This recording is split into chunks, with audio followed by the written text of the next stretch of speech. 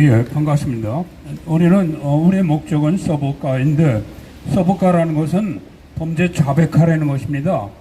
근데 이 사람들이 서부를 못 가는 것은 이건 범행을 인정하는 것입니다. 한 대사도 얘기했지만은 이 부정선거에 대해서 선관위가 한 번도 결백을 주장할 일이 없다고 그랬습니다. 결백을 주장할 수 없지요. 지금 제가 장재현 박사를 존경하는 이유가 그 용기 때문입니다. 자신의 목숨을 내놓고 불의와 투쟁을 하고 있는 것입니다.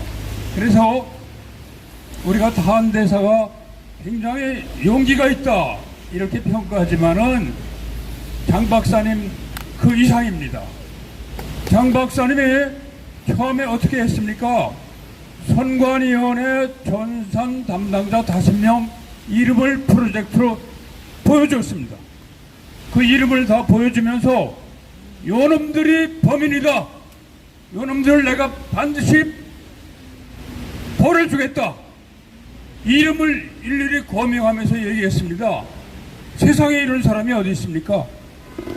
그런데 선관위원회 전산 담당자 5명의 이름을 보여주면서 요놈들이 나쁜 놈인데 내가 요놈들 반드시 처벌하겠다 이렇게 공언을 하셨습니다.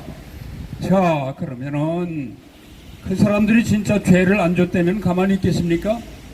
난리를 칠 텐데 끽소리 못하지 않습니까? 죄를 진 사람들이 어떻게 끽소리 칩니까? 그런데 그렇게 공언은 범인들한테 너희들 내 가만두지 않겠다고 공언한 유일한 분이 누굽니까? 장 박사님입니다. 그래서 제가 장 박사님을 존경하는 겁니다. 자, 그리고 이와 같이 장 박사처럼 우리가 용기 있는 행동을 해야 되는데 지금 우리는 다 알지 않습니까? 국회에 50명의 가짜가 국민의당 의원들이 가짜 아닙니까? 여기 명단이 걸려있지 않습니까?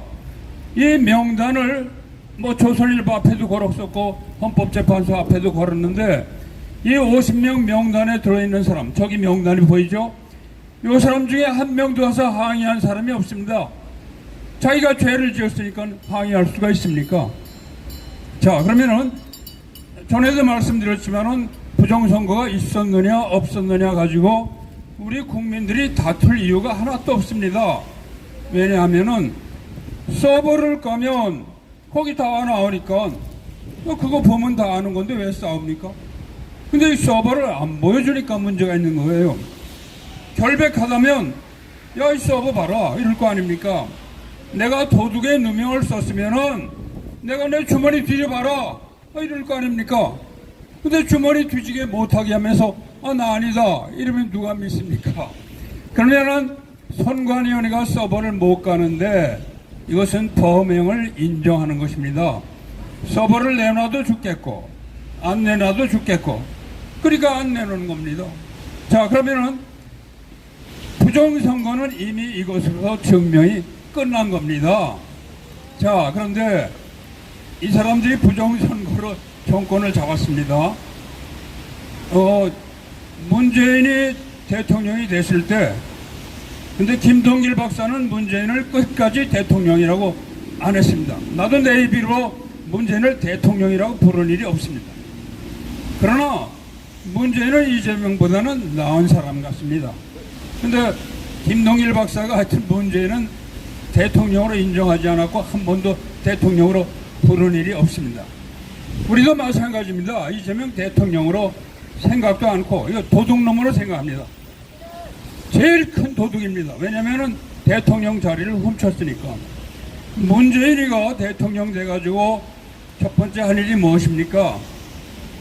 선관위 상임위원을 조혜주를 임명한 것입니다.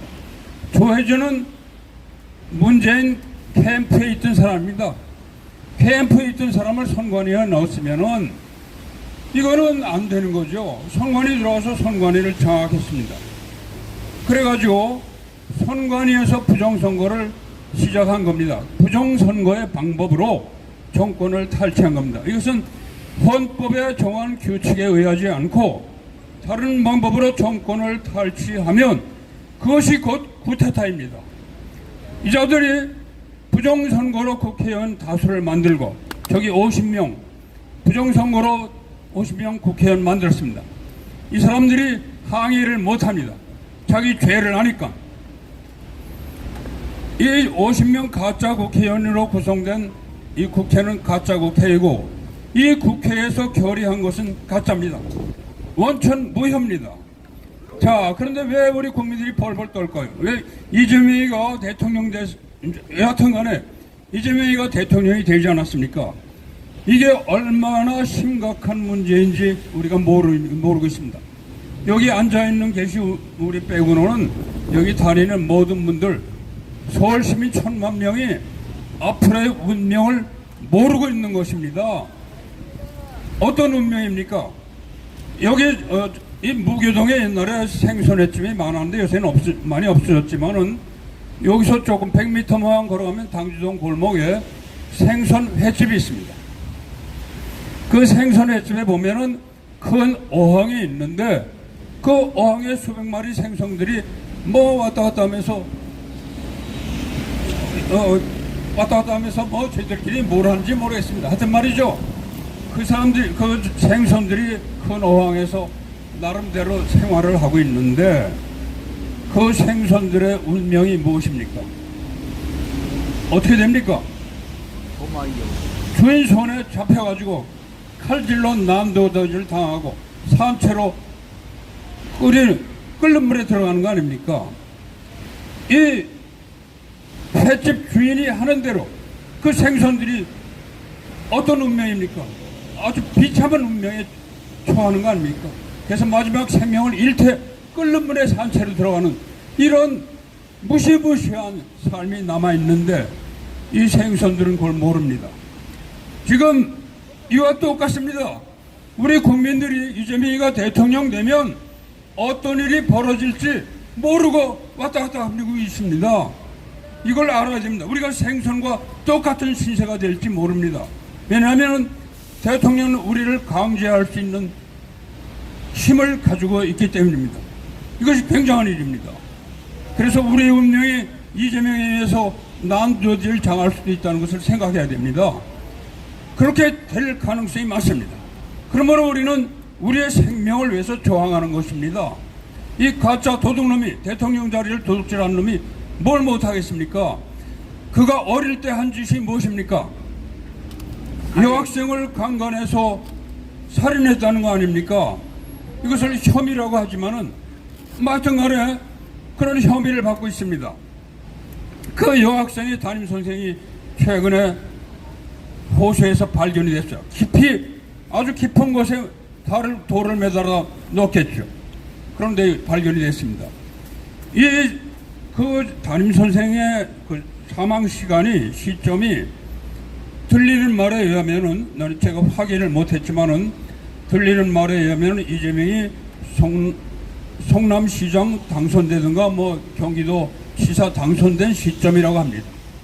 자, 그러면은 이건 가정이지만은 그 여학생 살인에 가담했다면은 불안한 세월을 보낼 겁니다.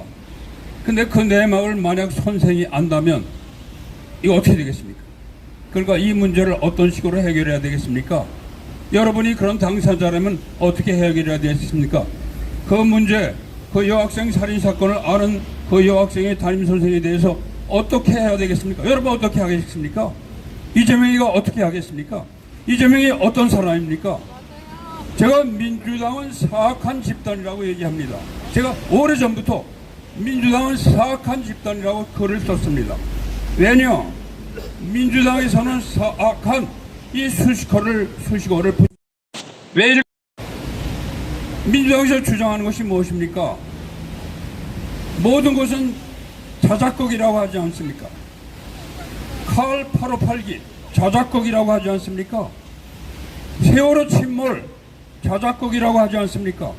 박근혜가 국정원 댓글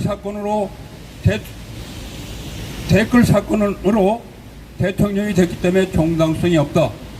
그래서 관심을 다른 데로 돌리기 위해서 세월호를 침멸시켰다. 이런 거 아닙니까? 제가 광화문 지나가는데 그렇게 주장하는 사람이 있었어요. 박근혜가 정당성이 없으니까 관심을 다른 데로 돌리기 위해서 세월호를 침몰시켰다는 겁니까? 자, 그런 일을 박근혜가 그렇게 할까요? 그럴 사람이 아닙니다. 천안함 폭침 사건, 이건 무엇이라고 합니까? 제가 여기 광화문사 지나가다 또 들었습니다. 뭐라고 그러냐면 미군이 한국에 주둔하는 명분을 계속 유지하기 위해서 세월호를 침몰시켰다 이겁니다. 자, 뭐 그럴 가능성이 뭐 0.000000분의 1 있을진 몰라도 설마 그렇겠습니까? 설마 이명박 대통령이 그런 일을 하겠습니까? 설마 박근혜가 그러겠습니까? 우리 인간이라면 설마 어떤 자기의 이익을 위해서 세월호 침몰시키고 천안함 폭침을 하겠습니까? 이런 주장, 이런 터무니없는, 이런 악마와 같은 주장을 하는 사람이 민주당 아닙니까? 그러면 나는 이렇게 얘기합니다. 박근혜가 세월호를 침몰시켰을 가능성은 거의 없을 것이다. 그러나 그런 사고방식을 가진 민주당이 집권하면 그런 일을 분명히 일으킬 수 있다, 이렇게 생각하는 겁니다. 자, 천안함 폭침 46명의 우리 조남문이들, 우리 아들일 수도 있고 우리 삼촌이 있습니다. 우리 동생일 수도 있는 청년들이 46명이 죽었습니다. 근데 그것을 미군의 주둔 명분을 만들기 위해서 일부러 그렇게 했다, 이렇게 주장하는 사람들이 악마 아닙니까? 악마가 아니라면 그런 주장을 하겠습니까? 그런 사람들이 민주당입니다. 그러니까 저는 민주당은 사악한 사람들이라고 얘기합니다.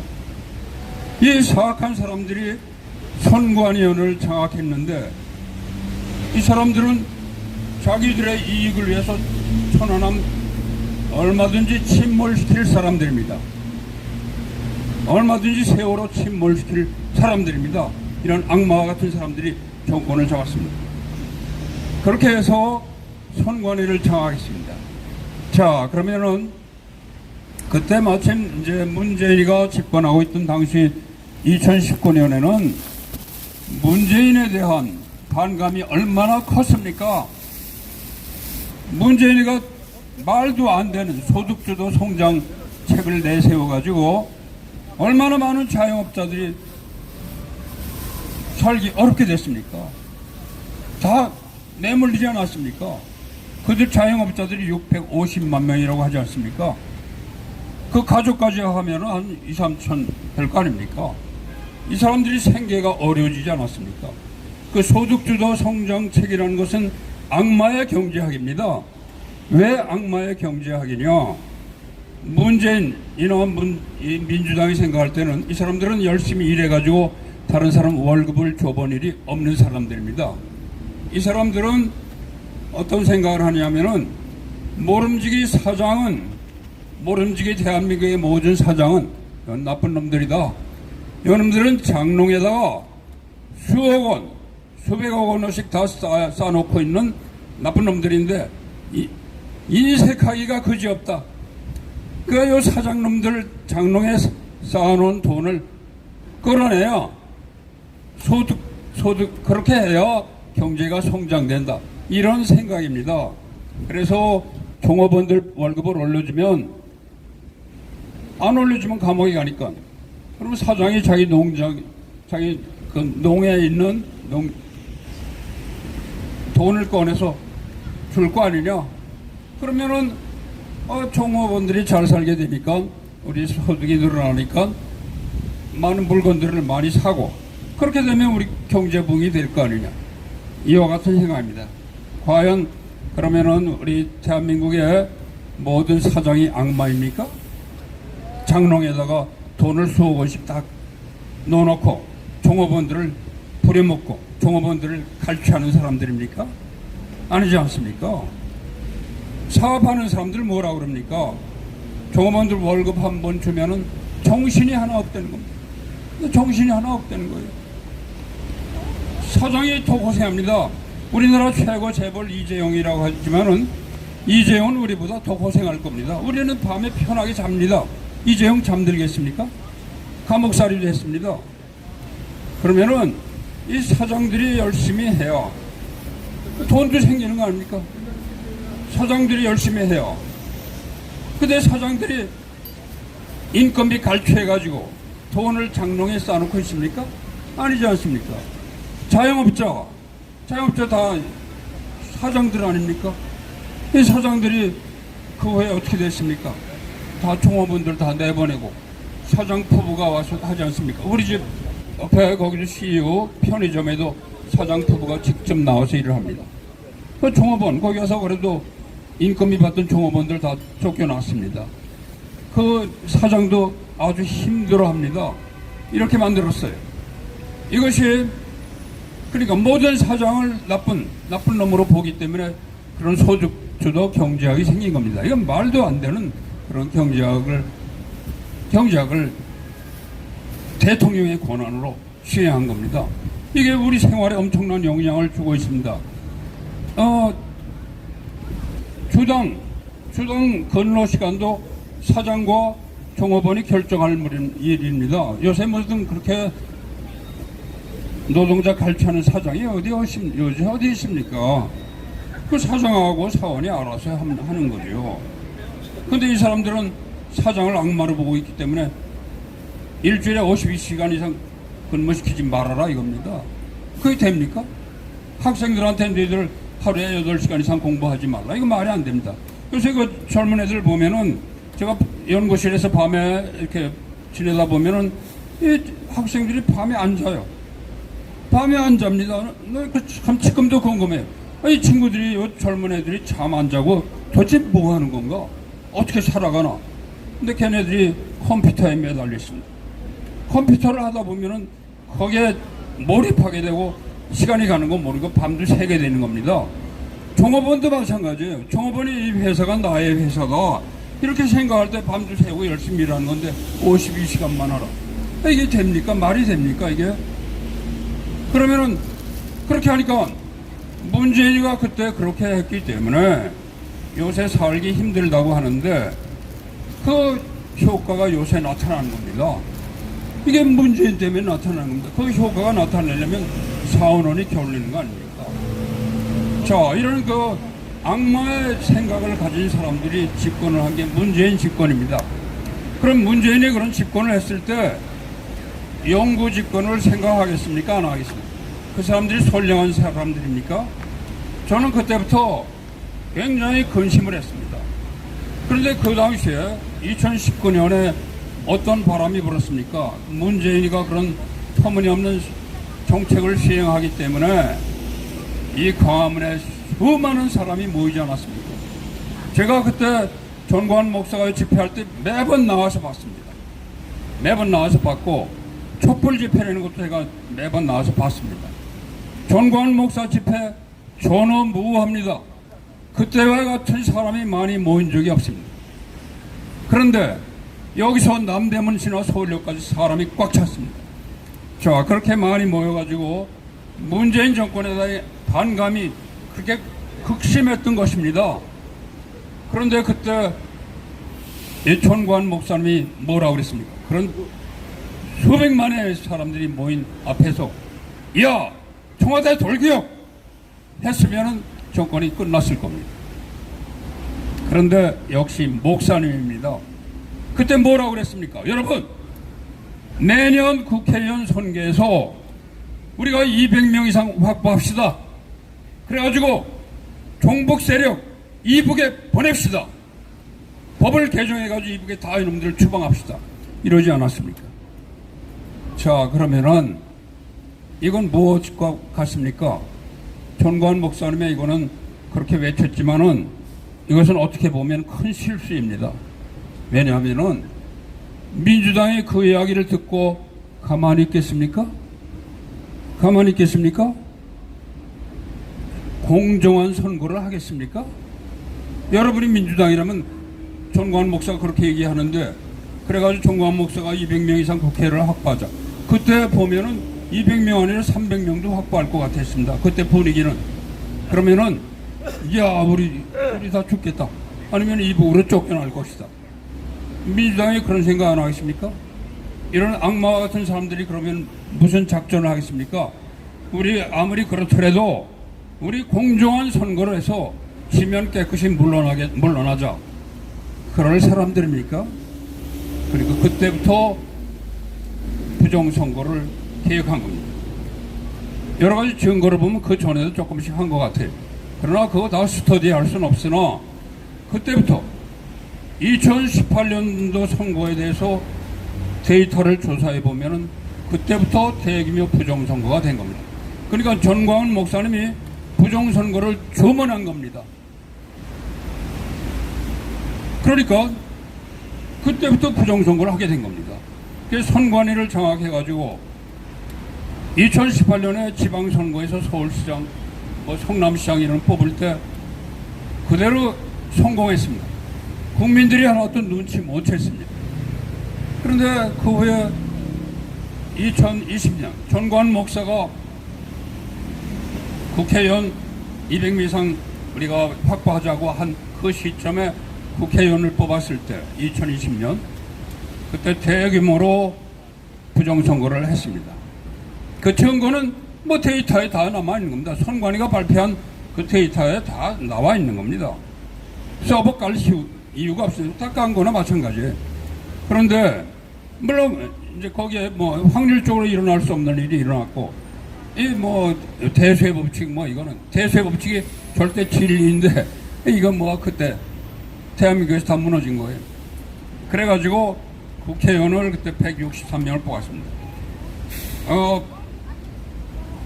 본래 124대 123으로 국힘당이 이기고 있었는데 부정선거, 사전선거를 조작해가지고 40명을 뺏어가가지고 84대 163이 됐습니다. 자, 그러면은 이렇게 됐는데 이것은 컴퓨터를 가지고 조작하는 겁니다. 컴퓨터 가지고 조작하는데 이거는 웬만한 사람이 다 할 수 있는 겁니다. 프로그램에다가 몇 줄 정도 프로그램을 조작하면은 이건 얼마든지 컴퓨터로 할 수 있는 겁니다. 그 컴퓨터에 흔적이 남으니까 우리가 보여달라고 하는데 이 친구들이 보여주지 못하는 겁니다. 이 서버 가라는 소리를 들을 때마다 이 사람들이 철렁철렁 할 겁니다. 서버 가면 안 까도 죽겠고 까도 죽을 판입니다. 이 사람들이 지금 권력을 잡았지만 이재명이가 권력을 잡았지만 자기가 부정선거의 범인이라는 거 아는데 가만히 있겠습니까? 이 사람들이 잠 제대로 자겠습니까? 그런 말이죠. 이 사람들이 그렇게 해서 선관위를 장악해가지고 국회를 장악하고 그 다음에 대통령까지 쫓아냈습니다. 바로 이것이 내란입니다. 부정선거에서 구성된 가짜 국회가 정당한 절차로 선출된 대통령을 쫓아냈습니다. 그리고 경찰 3,000명을 이용해가지고 쿠데타를 일으켜서 정권을 장악했습니다. 자, 그러면은 이 정권을 장악했는데 칼을 잡은 것입니다. 아까 처음에 말씀드렸지만 문재인이라는 이재명이라는 이 악마 같은 사람이 칼을 잡고 있으니까 앞으로 어떻게 될지 이것은 우리의 운명을 결정할 수 있는 중요한 문제이기 때문에 우리가 관심을 가는 겁니다. 이것을 모르는 사람들은 어항속의 물고기와 같은 사람들입니다. 이 사람들은 어떻게 될지 모릅니다. 무엇이든지 할 수 있습니다. 지금 25만 원 논아준다고 하죠. 왜 그러겠습니까? 본래 우리가 잘 알잖아요. 우리가 민심을 잘 알지 않습니까? 우리 서민들은 민심을 잘 알죠. 이재명 솔직히 좋아하는 사람 누가 있습니까? 이야기 들어봤습니까? 없습니다. 민주당원들도 아마 설레설레 할 겁니다. 그 이재명, 모든 사람들이 싫어하는 이재명을 내세운 게 선관위입니다. 선관위에서 부정선거를 주도한 사람들이 자기들을 살기 위해서는 악마가 필요한 겁니다. 악마를 내세운 겁니다. 그게 이재명입니다. 앞으로 이재명의 운명은 어떻게 되느냐? 이 사람들이 할 일이 한 가지 더 남았습니다. 앞으로 이 사람들이 원하는 대로 순조롭게 간다 하더라도 앞으로 이 사람들이 계획이 남아 있습니다. 그건 뭐냐면은 국회 200명 이상을 확보하는 것입니다. 이해찬이가 2019년도에 뭐라고 그랬는지 아십니까? 국회의원 260명을 앞으로 우리가 확보할 수 있겠죠? 그랬습니다. 260명 확보하겠다는 겁니다. 아직 그 일이 남았습니다. 아직은 그 일이 남았기 때문에 조금 조심할 겁니다. 근데 앞으로 국회의원 260명을 장악하면 이것은 영구 집권이 될 것입니다. 그때 지금 이재명은 용병이라고 제가 말씀드렸죠. 이 이재명은 부정선거 주도 세력, 이 악마들이 고용을 한 거예요. 악마들은 악마를 고용해야 좋으니까. 이런 사람이 대통령이 돼야 자기들이 살 수 있다고 보니까. 그러나 이재명 또 만만한 사람입니까? 경력을 알 수 없는 사람 아닙니까? 어릴 때 범죄 의혹을 가지고 있지 않습니까? 그 담임 선생이 성남시장인지 뭐 경기지사인지 당선될 즈음에 죽었다고 하면은 증거 은폐를 한 거 아닙니까? 증거 영원히 은폐하려고 하던 거 아니겠습니까? 그러나 비밀이라는 것이 어디 있습니까? 자, 이 사람들이 영구 집권을 하게 될 때 이재명이 만만한 사람 아니죠. 이 부정선거를 계획한 사람들은 만만한 사람들은 아니죠. 그럼 영구 집권이 됐을 때 이 사람들의 권력 다툼이 분명히 일어날 것입니다. 그렇게 순탄한 건 아닙니다. 여하튼 간에 우리나라에서 선거제도는 없어질 겁니다. 내가 이재명이라 하더라도 왜 선거를 합니까? 권력을 잡았는데 그 모진 고생을 해가지고 권력을 잡았는데 수많은 사람이 죽었는데도 불구하고 외면하고 자기 신복이 죽어도 나 모른다고 그러고 나 기억력도 없다고 하는 사람, 이런 기억력도 없는 사람, 사람을 알아볼 수 있는 능력이 없다고 하는 이런 사람이 우리의 최고 권력자로 스스로 올라갔습니다. 우리만이 이것을 이 내용을 알고 있고 모르는 사람들은 왔다 갔다 하면서 부정선거가 뭐냐 도대체 뭐냐 이러고 있습니다. 음모론으로 얘기하고 있습니다. 이건 대단히 우리 생명과 관계되는 중요한 문제입니다. 그렇기 때문에 우리는 단호히 결심하고 우리가 장 박사로부터 배울 게 있습니다. 뭐냐면은 국회에서 만약 우리를 부른다면 갈 필요 없습니다. 저를 부른다면 안 갑니다. 너희들 가짜가 왜 부르느냐 이러겠습니다. 안 갑니다. 강제로 끌어갈 수 있죠. 강제로 끌어가서도 너희들 써볼까라 말이야. 너희들 나는 가짜로 본다. 이러겠습니다. 뭐 감옥에 가두면 뭐 공립 호텔에 가서 지내죠. 그런 배짱이 필요합니다. 자, 좀 유감스러운 게 있는데 대통령이 너무 순순했어요. 순순히 물러났습니다. 헌법재판소에서 아니면 다른 장소에서 헌법재판소 재판을 받다 말고 벌떡 일어나서 나에 대한 탄핵은 무효다. 왜냐하면 국회가 가짜이기 때문이다. 국회에는 결의권이 없다. 그러면 나는 이 시간부터 대통령의 권한을 행사하겠다. 그리고 헌법재판소에서 좀 걸어 나왔으면 그런 생각이 듭니다. 맞아요. 왜 그런 배짱이 없었을까요? 맞아요. 지금도 마찬가지입니다. 지금도 나는 나의 탄핵을 인정하지 않는다. 내가 법적인 대통령이다. 너희들이 내란범이다. 이렇게 좀 주장했으면 좋겠습니다. 그러면은 이 국회의 결정, 이건 원인 무효이기 때문에 정당성이 있습니다. 과거에 부정선거를 주장하던 사람들이 부정선거로 인해서 대통령을 뽑게 되니까 다 출마했습니다. 이건 모순입니다. 왜냐하면은 부정선거에서 구성된 국회를 우리가 이건 가짜라고 하는데 가짜의 결의에서 대통령 뽑는데 참가하면은 그거 자가당착 아닙니까? 그런데 뭐 다 참가했어요. 자, 이래서는 안 됩니다. 다만 서버 가만히 그 시절에 누구를 지지하지 않았습니다. 그걸 지지할 수가 없죠. 왜냐하면 가짜 국회가 진행한 일이니까 가짜 국회가 엄청난 범행을 저질렀기 때문이죠. 그러면은 이 가짜 국회에 의해서 구성된 이 가짜 정권, 지금 현재 칼을 잡고 있으나 두려워할 필요가 없습니다. 우리가 두려워하지 않아야 됩니다. 그래서 국회에서 호출하면 안 가야 됩니다. 가서도 뻗대야 됩니다. 거기는 장관들, 대통령 다 가짜인데 두려워할 게 뭐 있습니까? 너희들 가짜다 이렇게 얘기할 수 있어야 됩니다. 자, 근데 이제 어제도 제가 말씀드렸지만 김문수한테 많이 기대를 했는데 계엄은 잘못됐다. 도대체 좌파한테 눈치 보여, 좌파한테 아부해가지고 도대체 뭘 얻으려고 그러는지 알 수가 없어요. 계엄, 김문수가 뭐라고 그랬습니까? 김문수는 새로 정치를 하니까 몰라서 국회 대통령에 출마했다 하더라도 뭔가 이게 어떻게 됐나 좀 스토리를 좀 파악이라도 해봐야 될 거 아닙니까?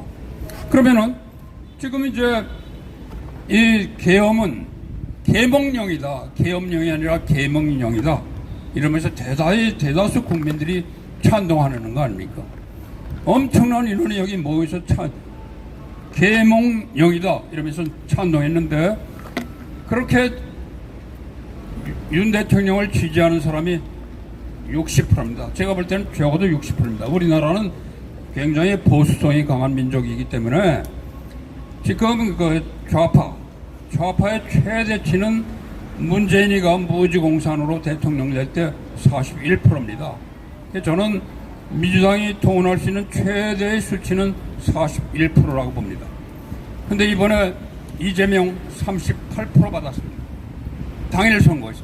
이것이 진짜 민심이고 38%도 많이 나온 겁니다. 선거에서 민주당 지지자들이 뭐 어차피 거기 찍으니까.